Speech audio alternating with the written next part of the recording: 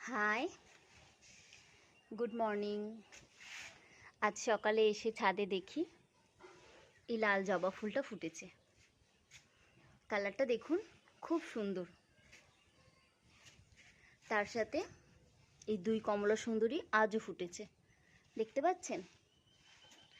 আর আজকে তো টুইসডে, আজ আমার মন্দির যাওয়ার দিন। তাই এই জবা ফুলগুলো তোলার আগে একটা সুন্দর করে ভিডিও না করলে হয় কি বলুন তো। আর নিজের হাতে বসানো গাছে যদি ফুল ফোটে আর সেই ফুল দিয়ে যদি মায়ের মন্দিরে পুজো দেওয়া যায়, এটার থেকে ভালো লাগা আর কিছু হতেই পারে না, আমি তো মনে করি। আপনারা সবাই খুব ভালো থাকবেন। Thank you.